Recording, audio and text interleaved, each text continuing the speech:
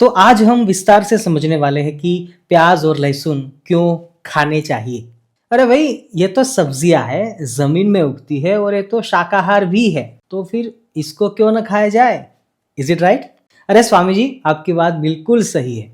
शायद आप ज़्यादा पढ़े लिखे नहीं होंगे, इसीलिए आपको पता नहीं है, वरना हेल्थ मेडिकल्स रिपोर्ट्स के अनुसार तो प्याज और लहसुन एंटीबायोटिक भी है, एंटी फंगल भी है, एंटी एलर्जिक भी है। और हाँ, जिसको बीपी की प्रॉब्लम हो उसका खून भी ये पतला रखने में हेल्प करते हैं। तो फिर अब बताओ, क्यों न खाया जाए प्याज और लहसुन? Why we should not eat onion and garlic?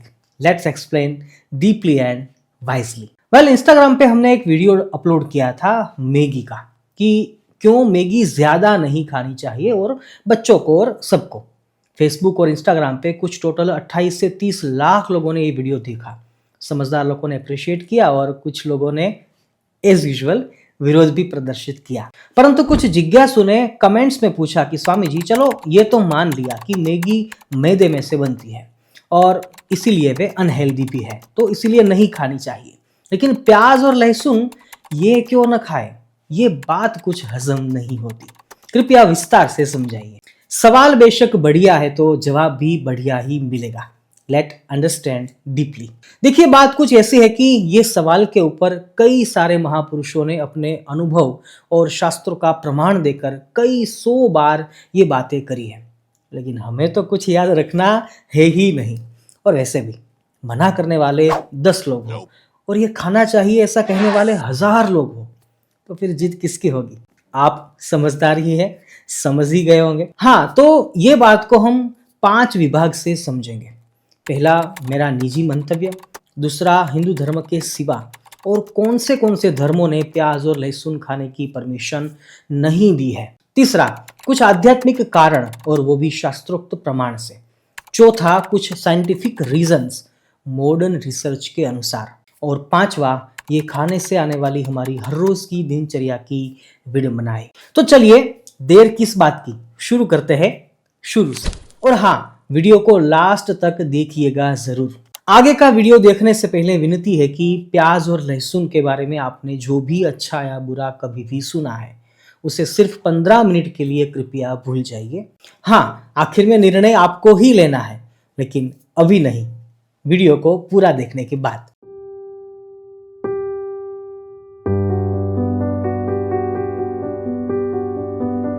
Number 1, मेरा निजी मंतव्य। माई पर्सनल ओपिनियन इज, मेरी विचारधारा से प्याज और लहसुन खाना ये कोई पाप नहीं है, कोई दुराचार नहीं है कि जैसे मांसाहार कर लिया हो, जैसे दारू पी लिया, मछली, अंडा, मुर्गा ये सब खा लिया और अब सोचते हैं कि बस अब तो हम पापी हो गए, हम दुराचारी हो गए, भगवान हमें कभी माफ नहीं करेंगे, मेरा जन्म निष्फल हो गया, अरे यमराज मुझे नरक में ले जाएंगे, ये वो फलाम ढिमका एटसेट्रा। बात की गंभीरता को समझिए कि प्याज और लहसुन वे महज एक वेजिटेबल ही है, और मुझे नहीं लगता कि भगवान या कोई धर्म या संप्रदाय कोई सब्जी न खाने की वजह से महान हो। अरे भाई, वे भगवान है और उससे और भी बहुत सारे काम होते हैं। हमारी पृथ्वी जैसे कई सारे और ब्रह्मांड भी है और उसका संचालन भी उन्हें ही करना है। तो तुमने क्या खाया और क्या नहीं खाया उसका हिसाब किताब प्रभु कतई नहीं करते। लेकिन हाँ, इसका मतलब ये भी नहीं है कि हमें सब कुछ खाने की परमिशन दे दी गई है, वरना कहोगे स्वामी जी ने बोला था कि सब कुछ खा सकते हैं। देखिए, किसी भी चीज को समझना चाहिए। समझकर छोड़ोगे या समझकर खाओगे तो वे कभी भी बोझ रूप नहीं लगेगा, वे सदा सुखदायक ही होगा। और मेरी विचारधारा के अनुसार किसी भी बात को समझदारी पूर्वक समझना ही अध्यात्म है, स्पिरिचुअलिटी है। तो मेरे मंतव्य से प्याज और लहसुन महज एक सब्जी है और उसे सब्जी ही रहने दो। लेकिन उदाहरण के तौर पर, जैसे एक छोटी वाली तीखी मिर्ची है, ये भी है तो एक वेजिटेबल, पर क्या तुम इसे अकेली ही कभी खाओगे? नहीं, कभी नहीं। अरे अरे, क्यों भाई? क्योंकि तुम्हें पता है कि ये तीखी वाली मिर्ची यदि अकेली ही खाई तो मुंह, नाक और आंखों में से पानी निकल जाएगा और न जाने कहां कहां से भी पानी निकल सकता है, और छाती में एसिडिटी करेंगी वो तो अलग से। मतलब हमें इसके साइड इफेक्ट पता है और इसीलिए ही मिर्ची कब खानी है, कैसे खानी है, कितनी खानी है और किन चीज़ों के साथ खानी है, ये सब हमें पता होता है। बस वैसे ही कड़वा करेला समझ लो और ये खट्टा नींबू भी समझ सकते हो। कहने का मतलब है कि मिर्ची हो या नींबू या करेला, इनको हम जानते हैं, इसीलिए हम इसे नहीं खाते या फिर खाते हैं। अक्सर क्या होता है कि शरीर के ऊपर ही सीधा क्या इफेक्ट करेगा ये तो हमें शायद पता होता है, लेकिन हमारे मन के ऊपर वो का क्या असर करेगा ये हमें नहीं पता होता। बस दैट्स इट। प्याज और लहसुन वे हमारे मन के ऊपर सीधा सीधा असर करते हैं, ये हमें पता होना चाहिए। प्याज और लहसुन की प्रकृति गर्म है, आध्यात्मिक भाषा में उसे तमोगुण कहा गया है और ज्यादा तमोगुण आहार मन को विचलित करता है। और वैसे समझ सके तो वे तन को भी विचलित करता ही है, यदि समझ पाए तो। हमारे शरीर के लिए प्याज और लहसुन 50 बार नहीं 100 बार गुणकारी है, लेकिन मन के लिए वो घाटे का सौदा है। तो मेरे मंतव्य से प्याज लहसुन ज्यादा मात्रा में किसी को भी नहीं खाने चाहिए। और जिसने भी प्रॉपर भक्ति मार्ग में प्रवेश कर लिया है, जिस किसी ने भी किसी न किसी धर्म या संप्रदाय की दीक्षा ले रखी है, मतलब कि अब उसने ठान लिया है कि मरते दम तक भक्ति ही करनी है, ऐसे भक्तों को हरगिज प्याज और लहसुन नहीं खाने चाहिए। लेकिन यदि ऐसा नहीं है तो आप इमरजेंसी में इसे खा सकते हो, जैसे कि पढ़ाई के लिए बाहर खाना पड़ता हो, कोई बीमारी है या फिर लंबा ट्रैवलिंग हो या फिर अपने काम का प्रेशर ही इतना हो कि टाइम ही नहीं है सोचने का कि क्या खाए और क्या न खाए, तब आप भगवान नाम स्मरण करते हुए इसे खा सकते हो। लेकिन ये एक आपातकालीन खिड़की है और उसे हर रोज नहीं खोलनी चाहिए। तो बस ये बात समझ लो तो सभी बातें समझ आ ही जाएगी। अब देखते हैं नंबर 2, कौन कौन से संप्रदाय और धर्मों ने प्याज लहसुन नहीं खाने की बात करी है। सबसे पहले तो आता है जैन धर्म। देखिए, जैन धर्म के अनुयायी प्याज और लहसुन कभी नहीं खाते और आपने भी कई बार देखा होगा कि कई सारे होटल में लिखा होता है कि यहाँ जैन भोजन मिलता है। इसका मतलब ही है कि बिना प्याज और लहसुन वाला भोजन भी यहाँ मिलता है। वैसे जैन धर्म में भी 2 शाखाएं हैं, श्वेतांबर और दिगंबर, और दोनों शाखाएं प्याज और लहसुन नहीं खाने का प्रतिपादन पूर्णतः करती है। और गूगल की माने तो जैनिज्म यानी जैन धर्म को फॉलो करने वाले 44 लाख से भी ज्यादा लोग पूरी दुनिया में बसे हैं और ये सब अपने धर्म के प्रति समर्पित होते हैं। उनके शास्त्रों में जो चीज मना करी है वे हरगिज वे लोग नहीं खाते। और जैन धर्म के टोटल 7,841 मंदिर है सिर्फ इंडिया में, जिसमें हर रोज खाना बनता है और हजारों लोग हर रोज खाना खाते भी है और उसमें प्याज लहसुन नहीं डलता। रह गए ना हके बके। यही नहीं, अभी और सुनिए। नंबर 2 पर है वैष्णव संप्रदाय। ये संप्रदाय में कई सारे महापुरुषों की अलग अलग परंपराएं चली है, लेकिन मुख्य 4 धाराएं प्रचलित है और शास्त्र सम्मत भी है, जिसमें श्री संप्रदाय, मध्व संप्रदाय, रुद्र संप्रदाय और कुमार संप्रदाय। और इसके अलावा मध्यकालीन उत्तर भारत में श्रीमान महाप्रभु चैतन्य देव हुए, जिसने गौड़ीय संप्रदाय की स्थापना भी करी थी। तो वैष्णव संप्रदाय में जो मर्जादी कहलाते हैं वे कभी भी प्याज और लहसुन नहीं खाते। समाज को भक्ति की व्याख्या सिखाने वाला यह संप्रदाय, जो ठाकुर जी को दिन में कई बार भोग लगाते हैं, लेकिन कभी भी प्याज लहसुन इस्तेमाल नहीं करता। और वैष्णव संप्रदाय के कई सारे शास्त्रों में भी ये लिखा हुआ है कि प्याज और लहसुन भक्ति मार्ग में वर्जित है, क्योंकि ये तमोगुण प्रधान है। हेलो, केम छो, मजामा? આગળ છે હો હજી, વિડીયો છોડીને ક્યાંય જતા નહીં, it's a request. Number 3, Gaudiya Vaishnava संप्रदाय से श्री एसी भक्ति वेदांत स्वामी प्रभुपाद हुए। उन्होंने न्यूयॉर्क शहर में एक संगठन शुरू किया जिसे हम इस्कॉन संस्था के नाम से हाल पहचानते हैं। ये संप्रदाय भी वैष्णव संप्रदाय की ही एक धारा है और इस्कॉन के संतों एवं भक्तों के द्वारा भी कई बार कहा जाता है कि प्याज और लहसुन नहीं खाने चाहिए। और मेरा निजी अनुभव कहूँ तो मैं मिला हूँ कुछ लोगों से और मैंने देखा है कि इस्कॉन को फॉलो करने वाले भक्तगण कभी भी प्याज लहसुन नहीं खाते और ये बात पर वे गर्व भी महसूस करते हैं और वे खुश भी हैं और निरोगी भी है। नंबर 4 पर है बुद्धिस्ट यानी बौद्ध धर्म। पूरे विश्व में बौद्ध धर्म फैला हुआ धर्म है। उसके टोटल 50 करोड़ से ज्यादा अनुचर है यानी फॉलोअर है और ये धर्म विश्व का 4था सबसे बड़ा धर्म है। ये धर्म के 10 शील होते हैं जिसे हम आधार स्तंभ भी कह सकते हैं। उसमें अहिंसा, सत्यम वद, अपरिग्रह, नशा न करना, ब्रह्मचर्य पालन करना, एटसेट्रा इत्यादि नियमों में सात्विक भोजन लेना और वे भी सही समय पर लेना, ऐसा भी एक नियम है, एक रूल है जो कि ज्यादातर बुद्धिस्ट पालन करते हैं। वैसे देखा जाए तो 50 करोड़ से ज्यादा फॉलोअर्स प्याज लहसुन नहीं खाने की बात समझते हैं। ये बात भी कोई सामान्य बात नहीं है, और ऐसा नहीं है कि सब लोग प्याज और लहसुन नहीं खाते, लेकिन उनके शास्त्रों के द्वारा सबको ये समझना कन्फर्म है। हम समझ सकते हैं कि सभी लोग प्याज लहसुन छोड़ दे, ऐसा संभव नहीं हो सकता, लेकिन ये बात को समझना वह भी एक बहुत ही बड़ी बात है। नंबर 5 पर है ताओइज्म, मतलब ताओवाद। ये ताओ धर्म चीन में ज्यादा प्रचलित है।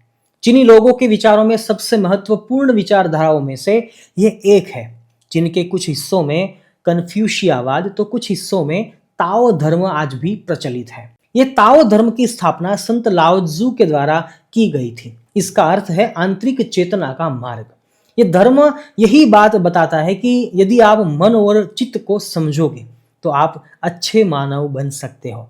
और आपको ताज्जुब होगा कि ये धर्म के सक्रिय लोगों का भी यही कहना है कि मनुष्य यदि शुद्ध और सात्विक भोजन करेगा तभी उनकी चेतना प्रकाशित होगी और वह अपने आप को जान पाएगा।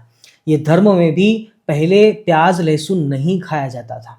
अभी के समय में कितने लोग ये बात को फॉलो करते हैं ये शायद हम पक्का नहीं कह सकते, लेकिन उसके शास्त्रों में भी सात्विक भोजन की बात की गई है और वहां भी यही बातों का संस्मरण होता रहता है। नंबर 6 पर है कश्मीरी हिंदूज। मेरे रिसर्च के अनुसार कश्मीरी पंडित कुछ साल पहले तक ओनियन एंड गार्लिक नहीं खाते थे, मतलब कि जब तक वे कश्मीर में थे। हालांकि उसे कुछ लोगों ने खदेड़ दिया था और अब वे यूपी बिहार जैसे राज्यों में आकर बस गए हैं, लेकिन कुछ साल पहले तक ओनियन एंड गार्लिक ये लोग भी नहीं खाते थे। और हैरान कर देने वाली बात तो यह है कि वे लोग मीट खाते थे, मांस खाते थे, लेकिन प्याज लहसुन को गंदा समझते थे। उसका कहना था कि प्याज और लहसुन तो मांसाहार से भी ज्यादा बुरी चीज है, वे मनुष्य के लिए बना ही नहीं है, ऐसा वे लोग सोचते थे। क्योंकि उसे खाने के बाद जो बुरी स्मेल मुंह में से आती है, इसीलिए उसे मीट से भी ज्यादा बुरा माना गया था। अनफॉर्चुनेटली अभी के समय में शायद ऐसा कुछ नहीं रहा है, लेकिन ये पुराने समय की बात है और आज भी कश्मीरी पंडितों के द्वारा कुछ लोग ये बात का समर्थन भी करते हैं। और अंत में नंबर 7 पर है स्वामीनारायण संप्रदाय। ये संप्रदाय आदि गुरु रामानुजाचार्य के द्वारा रामानंद स्वामी से और श्री रामानंद स्वामी के द्वारा श्री सजानंद स्वामी से स्थापित हुआ है। 250 साल पुराना ये संप्रदाय है और लाखों लोगों को धर्म और भक्ति ये दोनों के द्वारा ही ईश्वर प्राप्ति संभव है, ये बात ये सिद्धांत सिखाता है। और उनके लाखों की संख्या में फॉलोअर्स है, वह भी ये बात को समझते हैं और ये सिद्धांत को मानते हैं।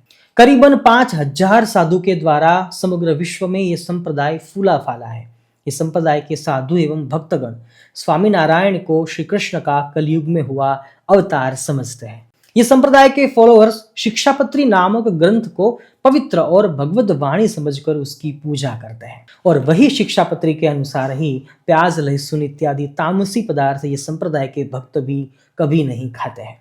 यह संप्रदाय की फिलोसॉफी यह कहती है कि जिसे भक्ति करनी है उसे रजोगुण तमोगुण त्यागना चाहिए, गले में तुलसी और कपाल में ऊर्ध्वपुंड्र तिलक करना चाहिए। और भगवान स्वामीनारायण का कहना भी ये था कि यदि रजोगुण तमोगुण भक्ति मार्ग में विघ्न रूप होते हैं तो प्याज और लहसुन रजोगुण तमोगुण के पर्यायवाची है और इसीलिए ही ये संप्रदाय के आश्रित सत्संगी एवं साधु प्याज और लहसुन का भली भांति त्याग रखते हैं। So end of the topic, पूरे विश्व में कई सारी प्राचीन संस्कृति है, सभ्यताएं है, धर्म है, संप्रदाय है, इनमें सबकी अपनी अपनी फिलोसॉफी होती है और कुछ बातें ऐसी भी होती है जो एक दूसरे में कनेक्ट हो जाती है। तो ऐसा नहीं है कि प्याज और लहसुन को कोई एक ही धर्म टारगेट करता हो। 5 से ज्यादा दुनिया के श्रेष्ठ धर्म के द्वारा ये प्रतिपादित हुआ है कि प्याज लहसुन नहीं खाने चाहिए। और आपको अब भी कम लग रहा हो तो ग्रीक कल्चर की स्टडी आप खुद भी कर सकते हो। गूगल पर अथवा चैट जीपीटी से भी आप ग्रीक कल्चर के बारे में आप पूछ सकते हैं और अपने आप ही ज्ञान प्राप्त कर सकते हैं, क्योंकि ग्रीक कल्चर में आपको कहीं ना कहीं प्याज और लहसुन के बारे में अच्छा या बुरा सुनने को अवश्य मिल जाएगा। अब तीसरा विभाग है आध्यात्मिक कारण। अध्यात्म जीवन सिर्फ और सिर्फ मन की शुद्धि, मन की शांति, मन का वेग, मन के आवेग, इन्हीं बातों पर ज्यादा केंद्रित होती है। जैसे कोई हॉस्पिटल और जिम शरीर को पुष्ट और स्वस्थ रखने का काम करता है, बस वैसे ही अध्यात्म के केंद्र हमारे मन को शुद्ध और स्वस्थ रखने का काम करते हैं।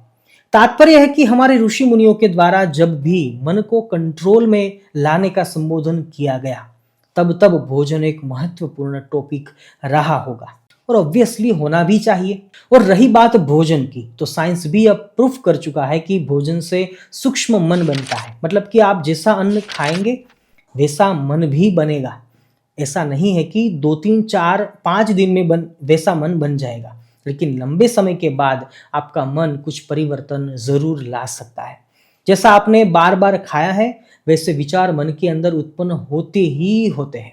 अंतर्गत बात समझना यही है कि आप तमोगुणी, रजोगुणी या सत्वगुणी भोजन खाएंगे तो आपका मन धीरे धीरे वैसा वैसा डेवलप होता रहेगा। तो ऋषि मुनियों के द्वारा प्याज और लहसुन को तामसी पदार्थ की श्रेणी में रखा गया क्योंकि उनके गुण तामसी है। इसीलिए तो अंत में यही कहना चाहूंगा कि हमारे ऋषि मुनियों के द्वारा या महापुरुषों के द्वारा जो बातें बताई गई हैं वे हमें स्वीकार करनी ही चाहिए, क्योंकि उन्होंने ये सब सोच समझकर, साबित करके और अपने अनुभव और परंपराओं को ध्यान में रखकर ही ये बातें बताई गई है।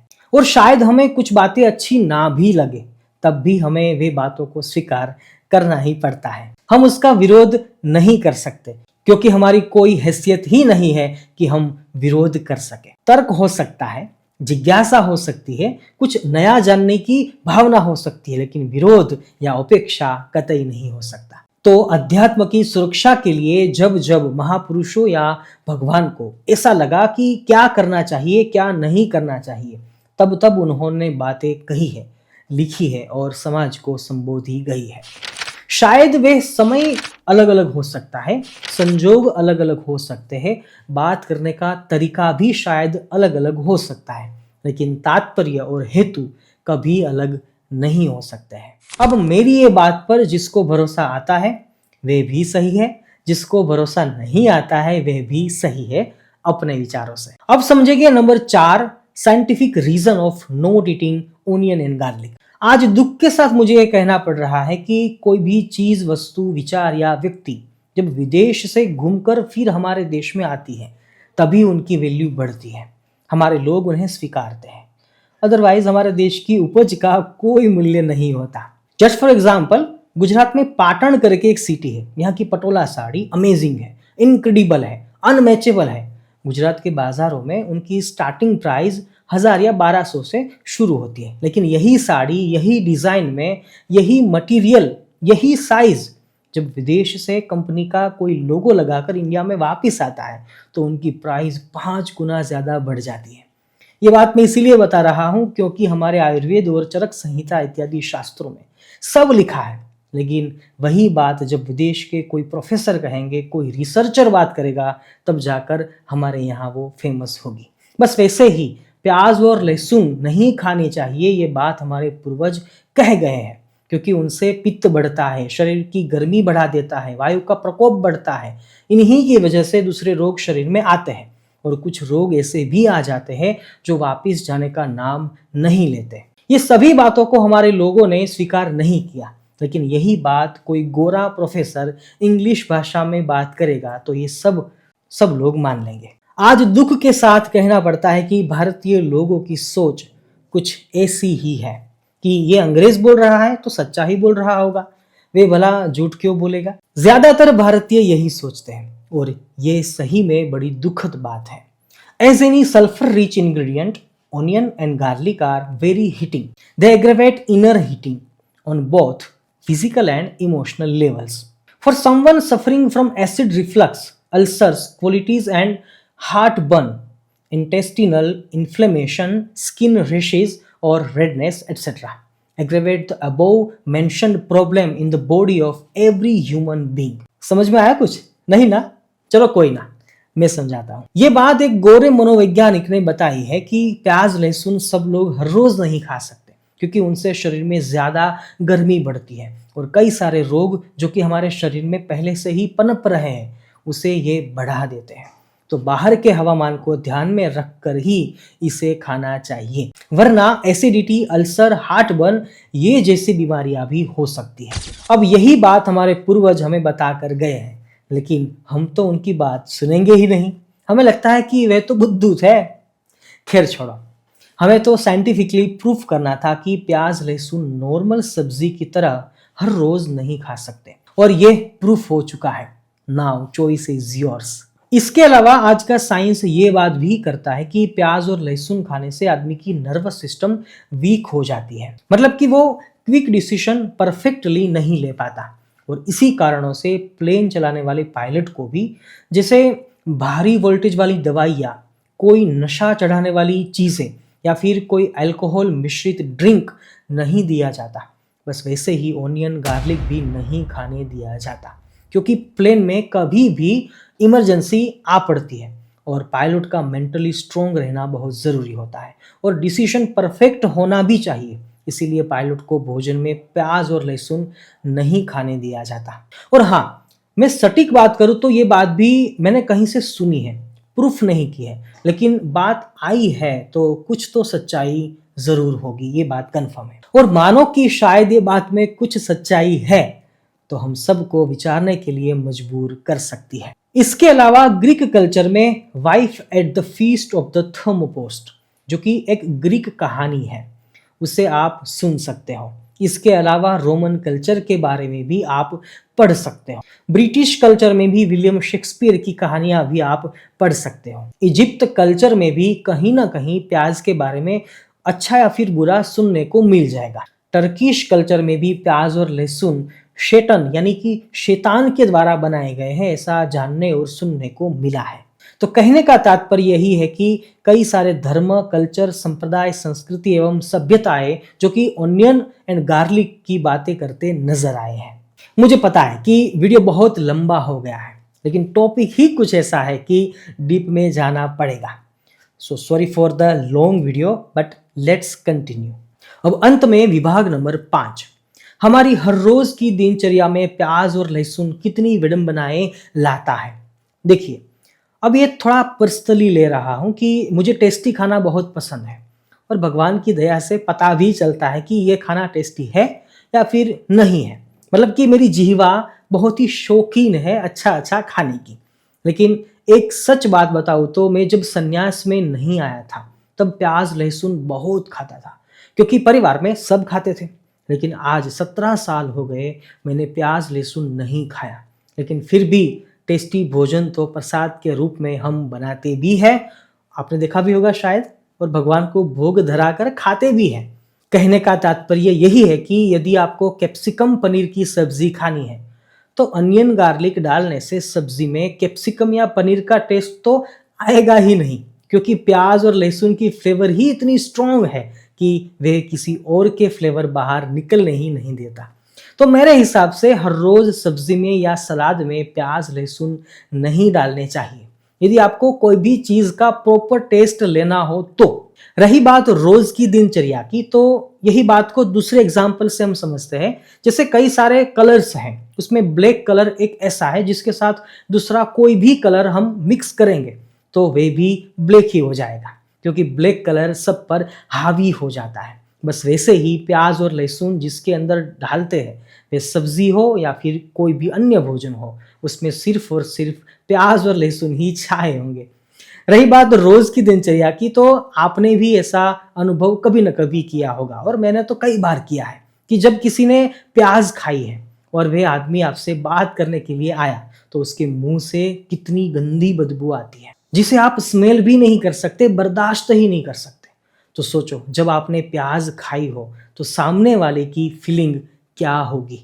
यदि आप मास्क लगाकर घूमते हैं तो शायद चलेगा। इसी बात पर युवाओं को मेरा पर्सनल सजेशन भी है कि जब भी कोई प्रोफेशनल आदमी से आप मिलने के लिए जाओ तब कभी भी प्याज और लहसुन खाकर मत जाना, क्योंकि शायद वे गंदी स्मेल उसको पसंद ना भी आए। और रही बात न खाने की, तो मैं पूरे दावे के साथ कह सकता हूं कि आप प्याज लहसुन नहीं खाओगे फिर भी आपको कोई हेल्थ इश्यू नहीं होंगे। और उसका प्रमाण मैं स्वयं भी हूं और कई सारे बड़े बुजुर्ग लोग भी हैं जिन्होंने पूरी जिंदगी प्याज लहसुन नहीं खाया, फिर भी 80, 85, 90 साल तक बड़े ही खुश मिजाज के साथ अपना जीवन उसने जिया है और आखिर में भगवत धाम को चल बसे हैं। तो कहने का तात्पर्य है कि उसके बिना भी मानव जीवन संभव है।